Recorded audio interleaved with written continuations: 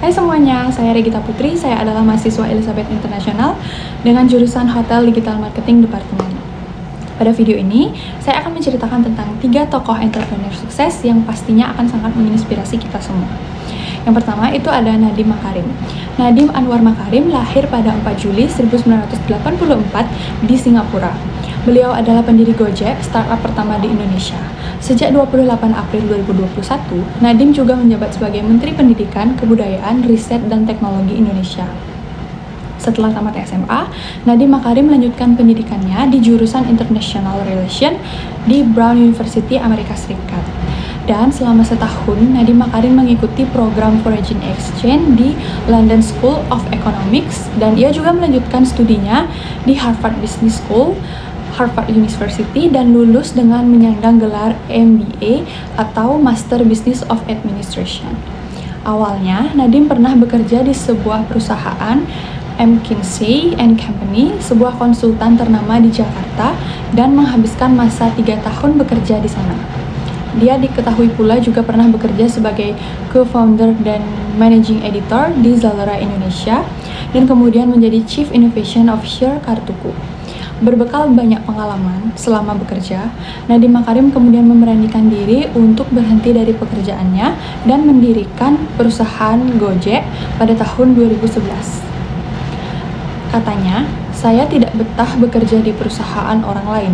Saya ingin mengontrol takdir saya sendiri," kata Nadiem Makarim. Alasan sederhana itulah yang membuat Nadiem Makarim mencoba merintis bisnisnya atau perusahaannya sendiri yang kemudian dikenal dengan nama Gojek, berbekal pengalaman kerja serta memiliki jiwa entrepreneurs. Nilai entrepreneurial Nadiem Makarim yaitu dari segi inovasi, Nadiem Makarim memperkenalkan model bisnis baru dengan menggabungkan layanan transportasi dengan berbagai layanan lain seperti pengantaran makanan dan jasa lainnya yang mengubah cara orang berinteraksi dengan layanan transportasi dan memenuhi kebutuhan sehari-hari. Dari segi kreativitas, Nadiem Makarim memanfaatkan teknologi dan pasar yang ada untuk menciptakan solusi inovatif dan bermanfaat bagi banyak orang. Melalui Gojek, Nadiem tidak hanya menciptakan peluang pekerjaan, tetapi juga memperdayakan ribuan mitra pengemudi dan membantu meningkatkan kesejahteraan masyarakat dengan memberikan akses lebih mudah ke layanan transportasi dan kebutuhan sehari-hari. Next, yang kedua ada Ingvar Kamprad. Lahir pada tahun 1926 di pedesaan Swedia, dia memulai bisnis pertamanya pada saat usia 5 tahun. Saat itu dia menjual korek api ke tetangga lingkungan tempat tinggalnya. Kemudian pada usia 10 tahun, Kamprad menjual pulpen, pensil, bibit bunga, dan dekorasi pohon Natal. Meski anak dengan disleksia, namun Kamprad kecil bekerja dengan keras. Dia pun berhasil berprestasi di bidang akademik dan mendapatkan uang dari ayahnya sebagai bentuk apresiasi. Dari uang tersebut, Kamprad yang kala itu berusia 17 tahun mendirikan bisnis bernama IKEA pada tahun 1943, dan IKEA sendiri merupakan singkatan dari Ingvar Kamprad dari Älmhult Agunnaryd yang merupakan kampung halamannya di pedesaan Swedia. IKEA di awal usahanya itu menjual barang-barang rumah tangga kecil seperti pulpen, dompet, bingkai, dan menggunakan truk susu untuk mengirimkan produknya.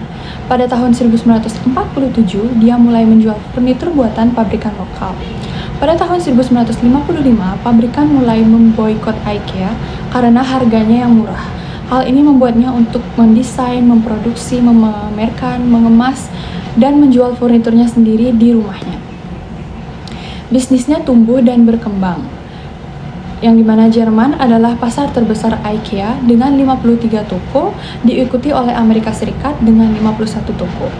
Per Desember 2022, ada 460 toko IKEA di 62 negara.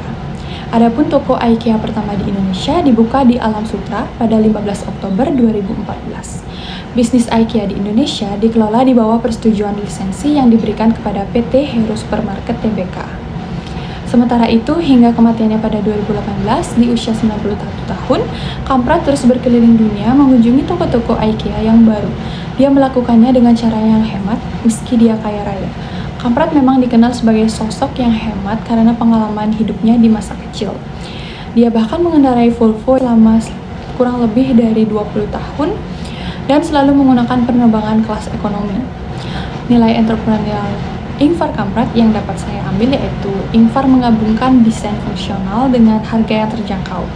Meskipun menghadapi banyak rintangan, termasuk persaingan dan tantangan dalam distribusi, Infar terus gigih mengejar kesuksesan bisnisnya.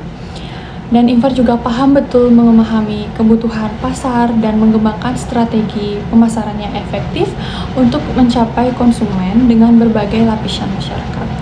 Dan IKEA selalu menempatkan kebutuhan dan preferensi pelanggan sebagai prioritas utama dengan memberikan pengalaman berbelanja yang nyaman serta berkualitas dan harganya yang terjangkau. Dan yang ketiga itu adalah Sudono Salim. Pengusaha terkemuka Sudono Salim yang memiliki nama asli Lim Shi Leong menjalani karirnya di dalam dunia bisnis tidak semena-mena berawal dengan jalan yang mulus. Beliau benar-benar memulai dari nol. Lahir pada tanggal 16 Juli 1916 di Peking, Fujian, Tiongkok, beliau merupakan anak dari seorang petani yang putus sekolah di usia 15 tahun. Dia akhirnya ikut serta membantu keluarganya kala itu dengan berjualan mie. Kemudian beliau mengikuti jejak kakaknya pada tahun 1939 ke Indonesia. Dari Tiongkok, beliau menggunakan kapal dagang Belanda yang membawanya menyeberangi Laut Tiongkok selama 1 bulan untuk tiba di Indonesia. Setibanya di Indonesia, tepatnya di daerah Kudus, Sudono Salim memulai perjalanan hidupnya sebagai pekerja buruh pabrik tahu dan kerupuk. Setelah itu, beliau mencoba peruntungan dengan bisnis cengkeh dan tembakau. Percobaan tersebut ternyata membuahkan hasil, karena bisnis cengkeh dan tembakaunya berkembang pesat. Bahkan beliau sempat menjadi bandar cengkeh dan tembakau di Kudus. Beliau juga memiliki bisnis sampingan sebagai pengimpor tekstil dari Shanghai. Ketika Jepang menjajah Indonesia sekitar tahun 1940-an, bisnis cengkeh dan tembakaunya mengalami kebangkrutan. Seiring berjalannya waktu, ketika Indonesia meraih kemerdekaan, beliau memutuskan untuk pergi ke Jakarta untuk memulai lembaran baru. Berada di Jakarta, beliau memutuskan untuk memulai bisnis pada sektor logistik, medis, persenjataan untuk tentara. Bisnis barunya pun membuahkan hasil yang positif, sehingga mengekspansi bisnisnya menjadi pilihan yang beliau jalankan. Pada tahun 1969, bersama dengan Juhar Sutanto, Sudwikatmono, dan Ibrahim Rizjat, beliau mendirikan perusahaan tepung terigu bernama PT Bogasari yang di dalam perjalanannya menjadi perusahaan tepung terigu terbesar di Indonesia. Tidak terhenti, beliau pun juga terus mengekspansi bisnisnya. Seiring berjalannya waktu, beberapa perusahaan besar di Indonesia pun berdiri dan terus aktif hingga sekarang, seperti PT Indosmen Tunggal Perkasa, PT Metropolitan Development, Bank Sentral Asia atau BCA, dan PT Indofood Sukses Makmur. Berkat perjuangannya dari nol, beliau pernah masuk ke dalam 100 orang terkaya di dunia dan Asia. Kerajaan bisnisnya pun sekarang sudah diberikan kepada anaknya, Antoni Salim. Beliau sudah menikmati hari tua di Singapura dan tutup usia pada tanggal 10 Juni 2012 lalu. Jadi nilai entrepreneurial dari Salim yang dapat saya ambil yaitu dari perjalanan hidup Sudono Salim, kita bisa lihat apabila kita ingin menjalankan bisnis harus memiliki tekad serta semangat yang tinggi. Walaupun keadaan sedang tidak mendukung, kita harus tetap bangkit dan terus optimis. Sudono Salim juga terus berinovasi dalam menciptakan produk dan layanan baru serta mengadopsi teknologi terbaru dalam operasinya untuk tetap bersaing di pasar yang terus berubah. Baik, sekian video yang dapat saya sampaikan terkait pengusaha sukses di Indonesia. Semoga apa yang saya sampaikan dapat menginspirasi kita semua. Terima kasih.